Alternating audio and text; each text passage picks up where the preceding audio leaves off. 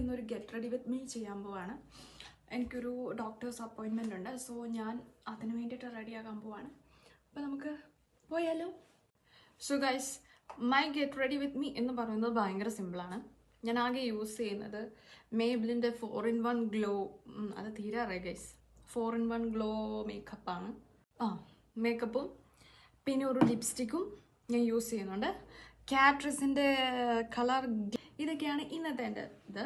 So അതിന് വേണ്ടിയിട്ട് ഞാൻ കുറച്ച് ഇതിലേക്ക് അപ്ലൈ ചെയ്യാണ് ഗൈസ്. സോ ഇതൊക്കെ നനയ്ക്കണം, ഞാൻ ഒന്ന് നനച്ചിട്ടുണ്ട്. സോ ഗൈസ്, ഞാൻ എൻ്റെ ലിപ് ഷെയ്ഡ് ചേഞ്ച് ആക്കുകയാണ്. So I M using here നമ്മുടെ നാട്ടിലത്തെ ഡാസ്ലർ.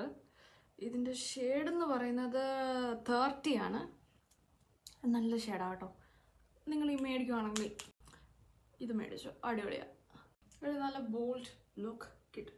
കണ്ടോ, ഇപ്പോൾ തന്നെ എൻ്റെ മുഖത്തിന് വെട്ടം വന്നുണ്ടോ? അതാണ് ചില ലിപ്സ്റ്റിക് ഷെയ്ഡ്സ് നിങ്ങളുടെ മുഖത്തിന് കളർ കൊണ്ടുവരും. സോ ഇത് നിങ്ങൾ നോക്കി വെച്ചു, ഡാസ്ലറിൻ്റെ നമ്പർ 30. സോ ഗൈസ്, ഞാൻ ബ്ലഷ് ഇടാൻ മറന്നുപോയി. ഞാൻ ഉപയോഗിക്കുന്നത് എം അസാമിൻ്റെ മാജിക് ഫിനിഷ് സാറ്റിൻ ബ്ലഷാണ്. പക്ഷെ എനിക്ക് ഈ കളർ അങ്ങോട്ട് ഇഷ്ടപ്പെട്ടില്ല കേട്ടോ.